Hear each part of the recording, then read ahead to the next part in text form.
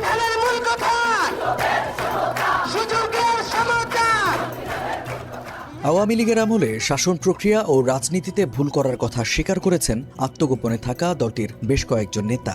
সেই সঙ্গে দেশে ফিরে রাজনীতিতে সক্রিয় হওয়ার আশাবাদও ব্যক্ত করেছেন তারা। ভারতীয় সংবাদ মাধ্যম ইন্ডিয়ান এক্সপ্রেসের প্রতিবেদনে উঠে এসেছে এসব তথ্য।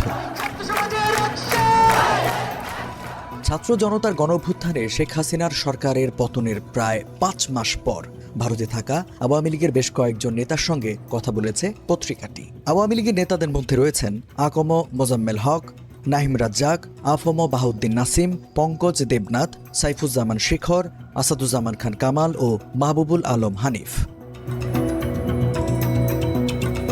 প্রতিবেদনে বলা হয়েছে, আওয়ামী লীগের নেতাদের অনুমান দলের বিভিন্ন পর্যায়ে নেতাদের 1/3 কারাগারে, 1/3 দেশের বাইরে আত্মগোপনে এবং বাকি নেতারা দেশের ভেতরেই লুকিয়ে রয়েছেন। সাবেক মুক্তিযুদ্ধ বিষয়ক মন্ত্রী আকম মোজাম্মেল হক বলেন, আওয়ামী লীগের হাজারো নেতাকর্মী এখন তাদের ঘর বাড়ি ছেড়ে আত্মগোপনে আছেন। তাদের অনেকের খাবার কিনে খাওয়ার মতো টাকাও নেই, তবুও তৃণমূল কর্মীদের মনোবল শক্ত আছে। বিদেশে আওয়ামী লীগের পক্ষে জনমত গঠনে সাহায্য করার জন্য আমরা ভারতের দিকে তাকিয়ে আছি। আকম মোজাম্মেল হক বলেন, সিনিয়র নেতারা মনে করেন আমাদের সবার 26 মার্চ স্বাধীনতা দিবসে বাংলাদেশে ফিরে যাওয়া উচিত। আওয়ামী লীগের সাবেক সংসদ সদস্য নাহিম রাজ্জাক বলেন, আওয়ামী লীগ নেতাদের প্রায় সবার জামিনের আবেদন প্রত্যাখ্যান করা হচ্ছে। তার মতে, আওয়ামী লীগের নেতারা ভয়াবহ এক পরিস্থিতিতে অসহায় অবস্থায় আত্মগোপনে রয়েছেন।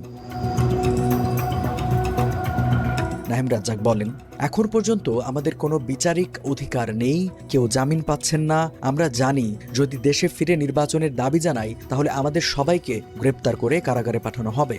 আওয়ামী লীগ আলোচনায় বসতে এবং নির্বাচন নিয়ে কথা বলতে প্রস্তুত, কিন্তু এর জন্য কোনো পরিবেশ নেই। এখনই আমাদের পক্ষে মাঠে থাকা বা রাজনীতিতে অংশগ্রহণ করা সম্ভব নয়। দলকে উজ্জীবিত করতে আওয়ামী লীগ নেতাদের মধ্যে জোরালো আলোচনা চলছে বলে জানান নাহিম রাজ্জাক। তিনি বলেন, 30 থেকে 40 জন সাবেক মন্ত্রী ও এমপি হোয়াটসঅ্যাপ গ্রুপের মাধ্যমে যুক্ত আছেন। এই গ্রুপের একজন বাহাউদ্দিন নাসিম ইন্ডিয়ান এক্সপ্রেসকে বলেন, আত্মগোপনে থেকেও তিনি বাংলাদেশের প্রায় সব জেলার নেতাকর্মীদের সঙ্গে যোগাযোগ রাখছেন। তিনি বলেন, আমি প্রতিদিন নেতাকর্মীদের থেকে 200 থেকে 300টি কল পাই। এভাবেই আওয়ামী লীগের নেতারা কর্মীদের সঙ্গে এবং কর্মীরা জনগণের সঙ্গে যোগাযোগ রাখছেন। দেশে আইনের শাসন পুনঃপ্রতিষ্ঠা হলে আমরা বিচারের মুখোমুখি হতে প্রস্তুত থাকব। বেশ কয়েকজন নেতা দাবি করেন, ভারতে থাকাকালীনও শেখ হাসিনা হোয়াটসঅ্যাপের মাধ্যমে দলের নেতাদের সঙ্গে নিয়মিত যোগাযোগ রাখেন। এরকম কিছু গ্রুপে শেখ হাসিনা আপা নামে যুক্ত আছেন। সাবেক এমপি পঙ্কজ দেবনাথ বলেন, বাংলাদেশে থাকা নেতাকর্মীদের সঙ্গে নিয়মিত যোগাযোগ রাখেন শেখ হাসিনা। তার নিজের সঙ্গেও শেখ হাসিনার যোগাযোগ থাকার কথা জানিয়ে পঙ্কজ দেবনাথ বলেন, তিনি আওয়ামী লীগের ভবিষ্যৎ নিয়ে আশাবাদী। মোজাম্মেল হক ইন্ডিয়ান এক্সপ্রেসকে বলেন, গত আগস্টে থানা থেকে লুট হওয়া হাজার হাজার ছোট অস্ত্র উদ্ধারের কোনো চেষ্টা করা হয়নি। আমাদের সন্দেহ সমুদ্রপথে আরও অস্ত্র বাংলাদেশে আসছে। পাকিস্তান যেমন একটি ব্যর্থ রাষ্ট্রে পরিণত হয়েছে, তেমনইভাবে বাংলাদেশকে একটি ব্যর্থ রাষ্ট্রে পরিণত করার সর্বাত্মক চেষ্টা চলছে।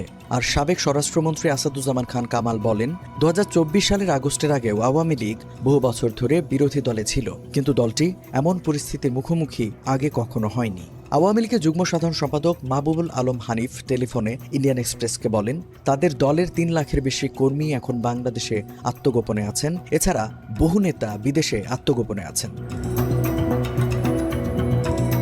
তিনি মনে করেন, 5 আগস্টের আগের হত্যাকাণ্ডের জন্য শুধু আওয়ামী লীগকে দায়ী করা অন্যায়। তিনি বলেন, শেখ হাসিনা দেশ থেকে পালিয়ে যাওয়ার পরেও বাংলাদেশে হত্যাকাণ্ড, সহিংসতা অব্যাহত রয়েছে। তাহলে এর জন্য দায়ী কে? যদি তাকে অভিযুক্ত করা হয় তাহলে প্রধান উপদেষ্টা অধ্যাপক ইউনূসকেও অভিযুক্ত করা উচিত। শেখ হাসিনা যদি বিচারের মুখোমুখি হতে প্রস্তুত থাকেন তাহলে তারও হওয়া উচিত।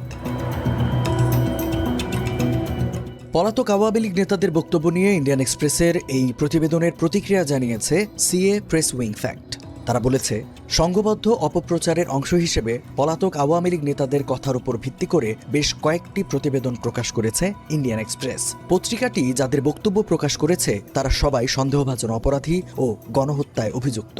সাংবাদিকতার মৌলিক নিয়ম অনুসরণ না করে প্রকাশিত এসব প্রতিবেদন মিথ্যা এবং বিভ্রান্তিকর তথ্যে পরিপূর্ণ।